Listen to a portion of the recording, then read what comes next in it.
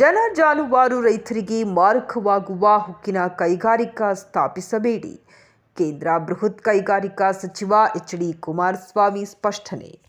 ಕೊಪ್ಪಳ ಪರಿಸರಕ್ಕೆ ಹಾಗೂ ಜನ ಜಾನುವಾರುಗಳಿಗೆ, ರೈತರಿಗೆ ಸೇರಿದಂತೆ ಜೀವನದಿ ತುಂಗಭದ್ರೆಗೆ ಹಾನಿಕಾರಕ ಉಕ್ಕಿನ ಕೈಗಾರಿಕಾ ಘಟಕಗಳನ್ನು ಸ್ಥಾಪಿಸುವುದು ಸೂಕ್ತದಾಯಕವಲ್ಲ ಎಂದು ರಾಜ್ಯ ಸರ್ಕಾರಕ್ಕೆ ತಿಳಿ ಹೇಳಲಾಗಿದೆ ಎಂದು ಕೇಂದ್ರ ಉಕ್ಕು ಮತ್ತು ಬೃಹತ್ ಕೈಗಾರಿಕಾ ಸಚಿವರಾದ ಎಚ್.ಡಿ. ಕುಮಾರಸ್ವಾಮಿಯವರು ಸ್ಪಷ್ಟಪಡಿಸಿದರು.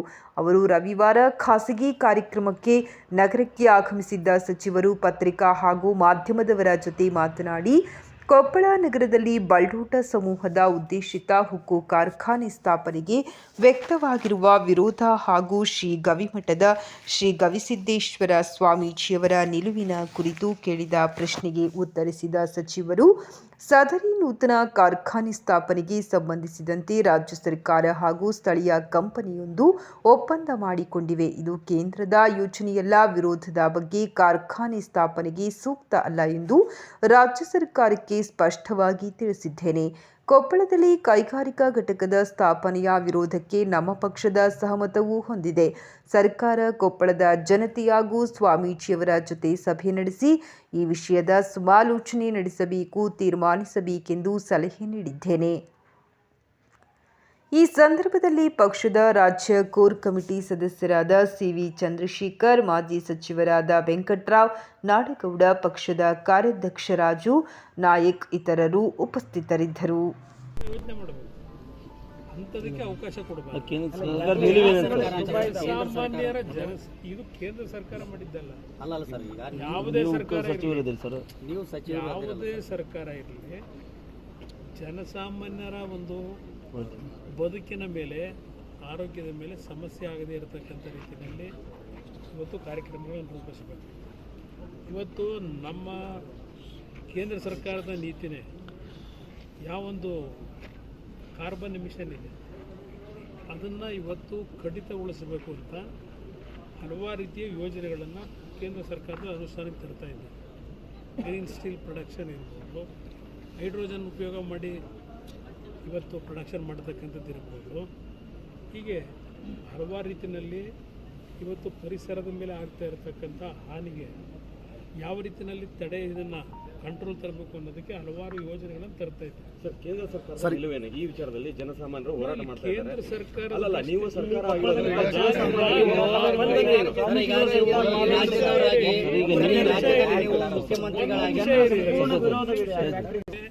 ಇಲ್ಲಿ ಯಾರ ಒಂದು ಲೋಕಲ್ ಕಂಪನಿ ಏನಿದೆ ಅವರವ್ರ ನಡುವೆ ನಡೆದಿರ್ತಕ್ಕಂಥ ಒಳ ಒಪ್ಪಂದ ಅಲ್ಲ, ಒಪ್ಪಂದ.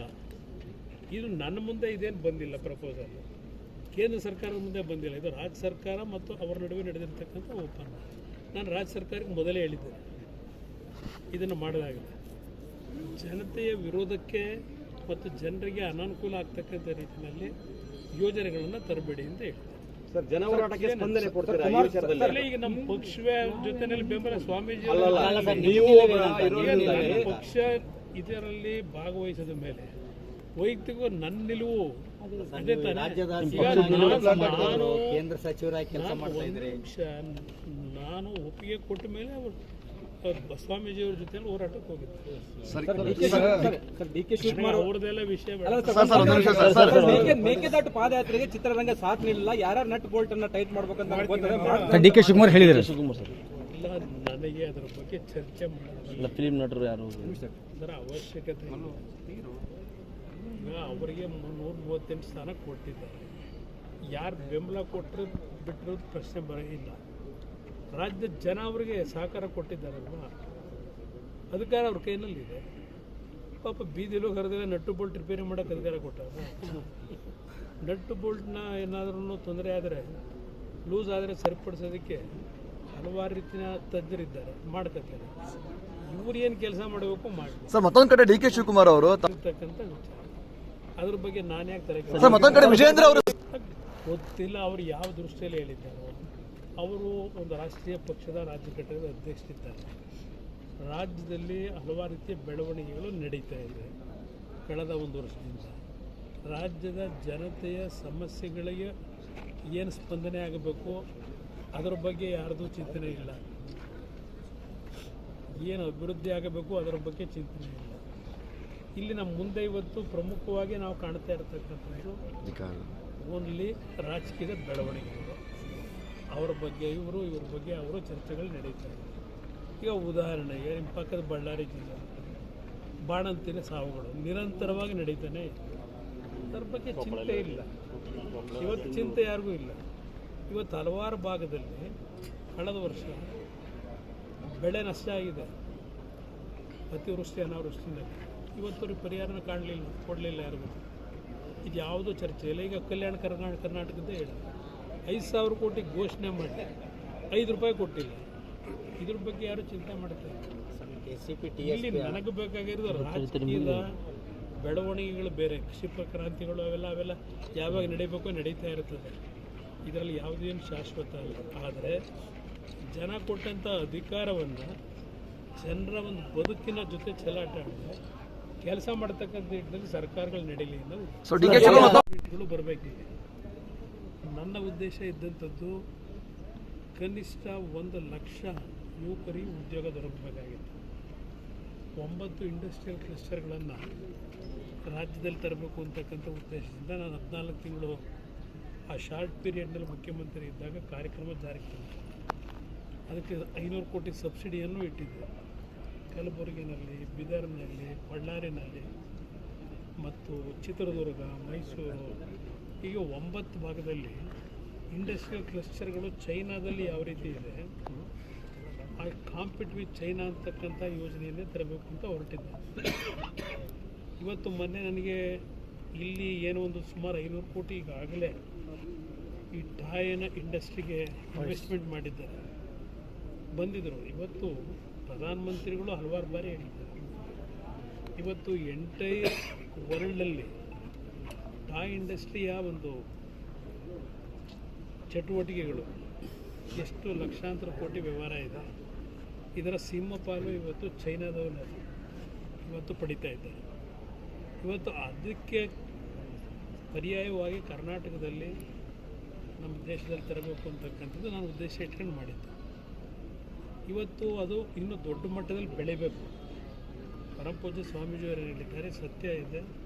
ಇವತ್ತು ಯುವಕರಿಗೆ ಉದ್ಯೋಗದ ಕೊರತೆ ಇದೆ, ನಿರುದ್ಯೋಗದ ಸಮಸ್ಯೆ ಎದುರಿಸ್ತಾ ಇದ್ದೇವೆ. ಇವತ್ತು ಆ ಟಾಯ್ ಇಂಡಸ್ಟ್ರಿ ಬಗ್ಗೆ ಭಾಳ ದೊಡ್ಡ ಮಟ್ಟದ ಚರ್ಚೆಗಳು ನಡೀತಾ ಇದೆ. ಇವತ್ತು ವಿಶ್ವದಲ್ಲೇ ದೊಡ್ಡ ಮಟ್ಟದ ಡಿಮ್ಯಾಂಡ್ಸ್ ಇದೆ. ಸರ್, ಈಗ ನಾನು ಆ ಕಾರ್ಖಾನೆಗಳ ಬಗ್ಗೆ ಚರ್ಚೆ ಮಾಡೋದು, ಆ ಕಾರ್ಖಾನೆಗಳ ಬಗ್ಗೆ ಚರ್ಚೆ ಮಾಡೋದು, ನಾನು ಏನು ಮಾಡಬೇಕು ಅಂತ ಹೊರಟಿದ್ದೆ ಅನ್ನೋದು ಹೇಳ್ತಾ ಇದ್ದೀನಿ. ಸರ್, ಈಗ ಈಗಿರೋ ಕಾರ್ಖಾನೆ ಒಂದು ನಿಮಿಷ. ಈಗ ದೇಶದಲ್ಲಿ ಸ್ಟೀಲ್ ಪ್ರೊಡಕ್ಷನ್ ಮಾಡ್ತಕ್ಕಂಥ ಹಲವಾರು ಕಾರ್ಖಾನೆಗಳಿವೆ. ಇವತ್ತು ನಮ್ಮ ಸ್ಟೀಲ್ ಅಥಾರಿಟಿ ಆಫ್ ಇಂಡಿಯಾದಿಂದ ದೇಶದ 5 ದೊಡ್ಡ ಮಟ್ಟದ ಕಾರ್ಖಾನೆಗಳು ನಡೀತವೆ. ಆದರೆ ಅಲ್ಲಿ ನಾನೇನು ಈಗಾಗಲೇ ವಿಸಿಟ್ ಮಾಡಿದ್ದೇನೆ. ಉದಾಹರಣೆಗೆ ಬಿಲಾಯ್ ಸ್ಟೀಲ್ ಪ್ಲ್ಯಾಂಟ್ ಇರ್ಬೋದು, ಅಲ್ಲಿಂದ ನಿಮ್ಮ ರೂರ್ಕೆಲ ಇರ್ಬೋದು, ಜಿಂದಾಲ್ಗೆ ನಾನು ಹೋಗಿರೋದು. ನಮ್ಮ ಕಾರ್ಖಾನೆಗಳು ನಾನು ಹೇಳ್ತಿರೋದು ಸರ್ಕಾರದಿಂದ ನಾವೇ ನಡೆಸ್ತಾ ಇದ್ದೀವಿ. ಅದೇ ರೀತಿಯಲ್ಲಿ ನಮ್ಮ ಬೊಕಾರೋ ಸ್ಟೀಲ್ ಪ್ಲ್ಯಾಂಟ್ ಇರ್ಬೋದು, ಅಲ್ಲೆಲ್ಲ 30,000-35,000 ಎಕರೆ ಪ್ರದೇಶದಲ್ಲಿ ಪ್ಲ್ಯಾಂಟ್ಗಳನ್ನು ಹಾಕಿದ್ದಾರೆ. ಪರಿಸರಕ್ಕೆ ಆಗ್ತಕ್ಕಂಥ ಹಾನಿಯನ್ನು ಇವತ್ತು ತಡೆಯತಕ್ಕಂಥ ನಿಟ್ಟಿನಲ್ಲಿ ಅರಣ್ಯೀಕರಣ ಇರ್ಬೋದು ಮತ್ತು ಟೌನ್ಶಿಪ್ಗಳ ನಿರ್ಮಾಣ ಆಗಿದೆ. ಇವತ್ತು ಒಂದು ಉತ್ತಮವಾದಂಥ ರೀತಿಯಲ್ಲಿ ವಾತಾವರಣ ಇದೆ.